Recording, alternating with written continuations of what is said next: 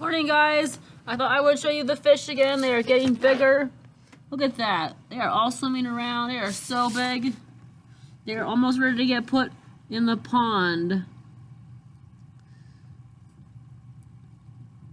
They want food too. We can probably feed them right now. I'll bring it back up. There we go. Oh, see, look at that. They want all the food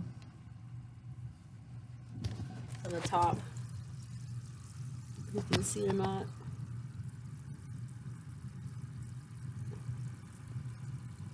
So, yeah. Wish you could come and see our fish. I was hoping you could all come and see them when you pick up your stuff here next week, but I don't think they're going to let you in the building, so I'm not sure how we're going to do that. But maybe we can figure something out. All right. So we are on our last chapter today of The Adventures of Sherlock Holmes. I remember last time we had this woman who'd been asked to be a governess, kind of like a stay-at-home like teacher for this terrible little kid. But the family was asking some like really strange things, like cut your hair, wear this colored dress. And now she's noticing that like they're having her do odd things, and there's rooms in the house that are boarded up. She's like, something's really strange here. So Sherlock Holmes is on the case to find out what is going on. Let's see. So what we were at, you seem to be curious about this wing, Miss Hunter, he said. I use it for my hobby, photography. That seems like that was the explanation for the first one, the Red-Headed League, when they were digging. That shuttered window is my dark room. He spoke gaily, but his eyes showed suspicion and annoyance. At that moment, I realized that those rooms contained some secret which I was not supposed to know. And my curiosity then made me want to discover that secret. And did you discover the secret? And here's a picture of her walking around the house with the boy, and then the guy in the back, like, watching.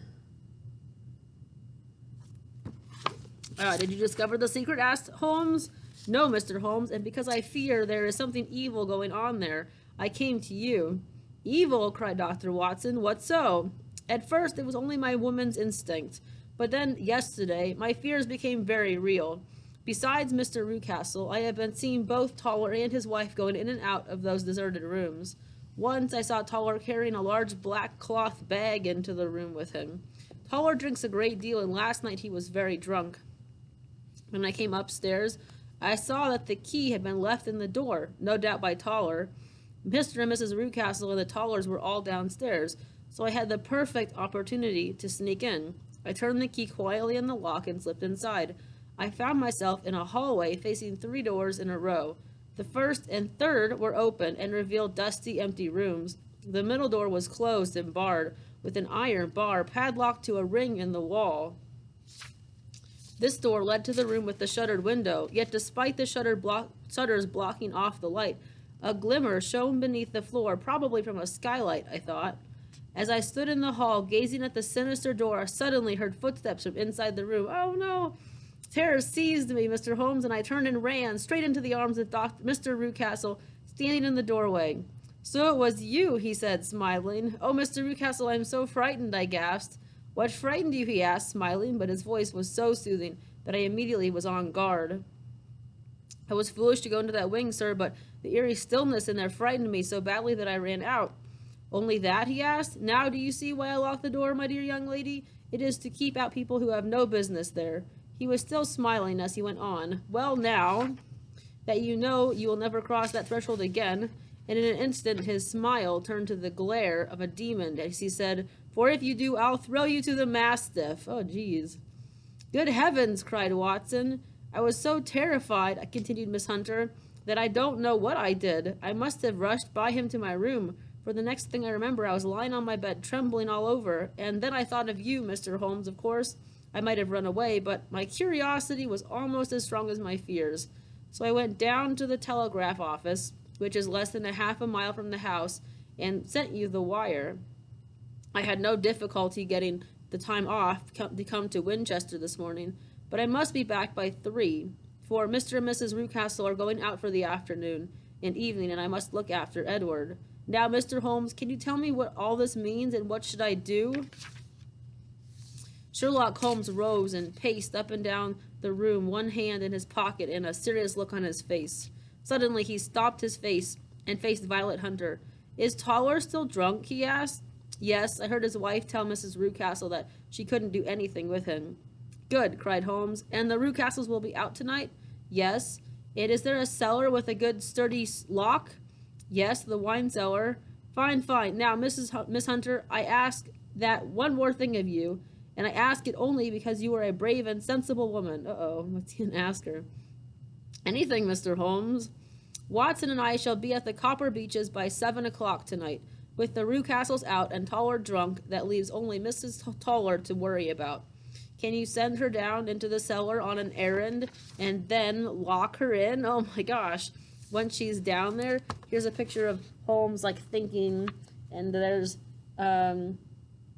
Violet Hunter and then Watson. And notice there's no of those like lines around the page today because this is now present time again. She's not telling the story. It's not a flashback anymore. Let's see. And then lock her in once she's down there? "Certainly, Mr. Holmes." "Excellent. That will give us the opportunity to look into this affair thoroughly. Of course, it is obvious that you were brought to the Copper Beeches as to impersonate someone. Impersonate means to pretend to be someone else. Remember, means not, and person is like you're not that person, but you're pretending to be. And that someone is a prisoner in that deserted wing of the house. But who is it?" asked Watson. "I'm certain that it is Mr. Rucastle's daughter Alice, who is supposed to be in America, Watson," answered Holmes.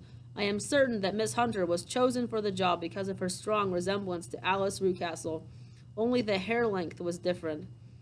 And that was solved by having Miss Hunter cut hers off. And the man Miss Hunter saw in the road was probably a friend of Alice Rucastle's, probably her fiancé. Your little impersonation was undoubtedly designed to show the gentleman that Miss Rucastle was perfectly happy without him." Wow, I wonder how he got all of that out of that story. "And the dog prevents this fellow from contacting Miss Rucastle at night," added Watson. "Oh, I'm sure you're right," said Mr. Holmes. "And you too, Dr. Watson," cried Violet Hunter. "Oh, let us not lose a moment by helping this poor creature." "We must be cautious," said Holmes, "for we are dealing with a cruel and cunning man. We can do nothing until 7 o'clock, and then we will solve the mystery." At a few minutes before 7 that evening, Sherlock Holmes and Dr. Watson left their carriage at a nearby inn and proceeded on foot to the Copper Beeches. Violet Hunter was standing on the doorstep, smiling. "Did you do it?" asked Holmes. A loud thudding noise came from somewhere downstairs. "Oh gosh. That's Mrs. Toller in the cellar," said Violet Hunter. "Her husband is snoring on the kitchen floor, but I managed to lift his keys." "You have done very well," cried Holmes. "Now lead us upstairs and we shall put an end to this ugly business." Violet Hunter led Holmes and Watson up the stairs and unlocked the door to the deserted wing. Within moments, they were facing the barred door Violet Hunter had described earlier. Holmes found the key to open the padlock and removed the bar. Then he tried the other keys in the door lock, but none fit. "Surely whoever is inside must have heard us," said Watson. The silence from inside the room brought a frown to the detective's face. "I hope we are not too late," he said. "Watson will have to break down the door." With Holmes and Watson, I think it's funny that they're in someone else's house and they're breaking someone else's door down while they're not there. "I hope we're not too late," he said. "Watson will have to break down the door." With Holmes and Watson heaving their shoulders against it, the door gave way. They rushed into the room, but it was empty. There was only a small rough bed and a little table. A skylight above was open, and here they are in the room, looking at the skylight. And the prisoner was gone. "I fear that this villain Rucastle has guessed Miss Hunter's plans and has carried off his victim," said Holmes. "But how?" cried Watson. "Through the skylight," said Holmes, and he swung himself up to the roof. "I see how, Watson," he called. "There's a long ladder up against the eaves of the house." "But that's impossible," cried Miss Hunter. "The ladder wasn't there when the Rucastles left." "Then Mr. Rucastle came back and put it there. He's a clever and dangerous man," said Holmes as he jumped back down into the room. "And if the footsteps I hear now on the stairs are his, we had better have our pistols ready." Uh-oh. Oh, gosh. At that moment, Mr. Rucastle appeared at the door, a heavy stick in his hand. Violet Hunter screamed and drew back against the wall, but Sherlock Holmes jumped in front of the evil-looking man.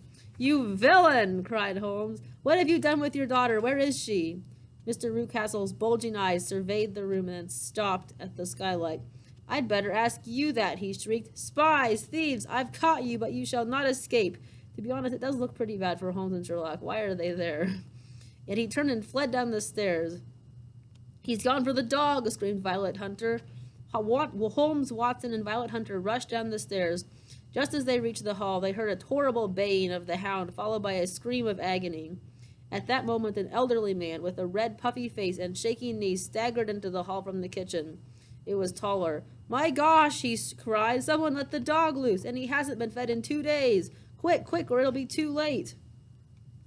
Holmes, Watson, and Toller rushed out onto the grounds. There, near the dump of copper beeches, was the huge, famished hound, its jaws buried in Mr. Rucastle's throat. Oh my gosh. While the man screamed and writhed in agony. Ugh, this is terrible.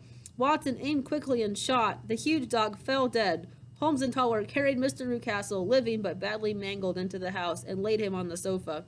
Doctor, I guess that's what you get for having a dog shackled up in a shed and not feeding it. Dr. Watson and Violet Hunter did what they could do to relieve the pain.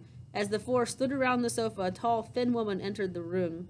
Mrs. Toller, cried Violet Hunter. Yes, Mr. Rucastle let me out when he came back before he went upstairs.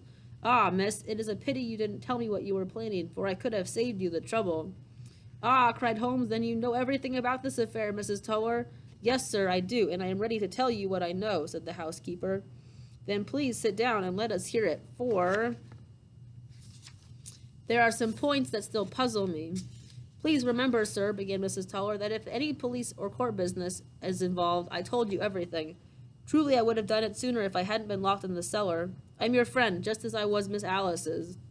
Of course, Mrs. Toller, said Holmes gently. Now please tell us what it is you know about Alice Rucastle. The old woman began her story. From the time her father married again, Miss Alice was never happy at home. She was ignored completely and said nothing, had no say in anything. But it got even worse after she met Mr. Fowler. That's the young man who became interested in her? Asked Holmes. Yes, sir, a real fine young man, a seaman she met at a friend's house. Tell me, Mrs. Toller, said Miss Rucastle. Oh my gosh, tell me, Mrs. Toller, was Miss Rucastle a wealthy young lady? Asked Holmes. She had a large income from her dear mother's will, but being as sweet and innocent as she was, Miss Alice just left everything in Mr. Rucastle's hands. She knew he would never question what he did with her money. But if Miss Alice married, Mr. Rucastle knew that her husband would be entitled to share of that money with her. Oh, it's the same thing as the last one, where he is trying to kill the daughter because he wants her money. I see, said Holmes. That forced his hand, I suppose. Yes, sir, Mr. Rucastle tried to get Miss Alice to sign a paper letting him use her money whether she married or not, but she refused. What a terrible guy. Then Mr. Rucastle kept her constantly for weeks and weeks until she took sick. The fever nearly killed her, and for 6 weeks we didn't know if she would pull through. Because of the fever, all her beautiful hair had to be cut off, but she recovered, even though her illness left her pale and thin. And what of Mr. Fowler through all this? Asked Holmes. He stuck by her, as true as a man could be. Thank you, Miss Toller, said Holmes. I think I can now figure out the rest. Mr. Rucastle then imprisoned his daughter in the deserted wing of the house, and told Mr. Fowler that she no longer cared to see him. Yes, sir, but Mr. Fowler persisted in coming around and watching the house, hoping to see Miss Alice.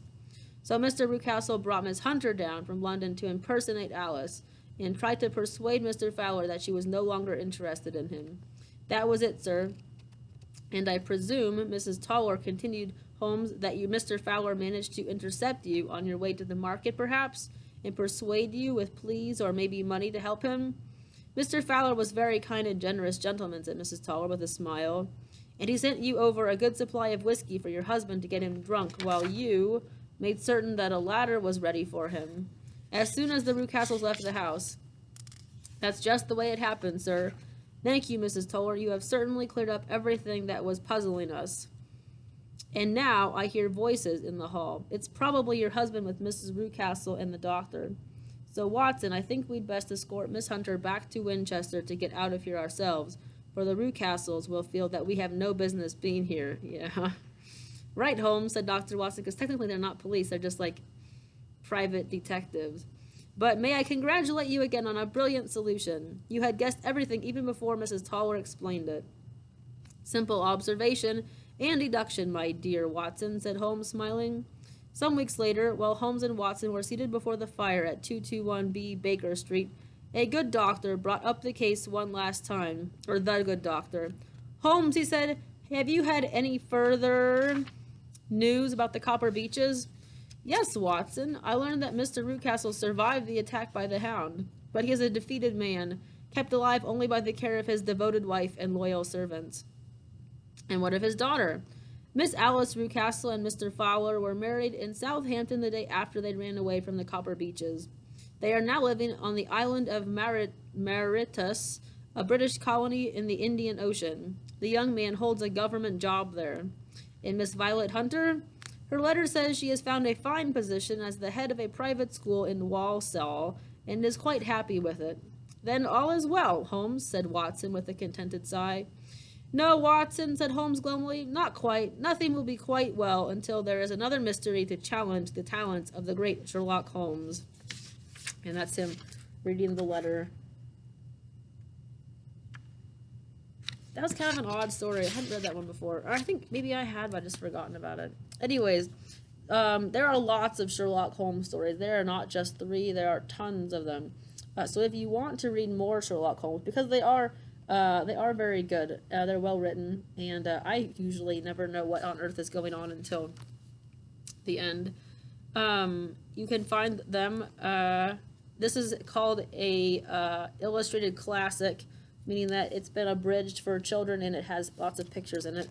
And they've also got TV shows and movies if you want to watch Sherlock Holmes that way as well. And then you can take an AR test now that you've finished this book. So I will see you guys later, and I look forward to seeing you guys next week when you pick up your stuff.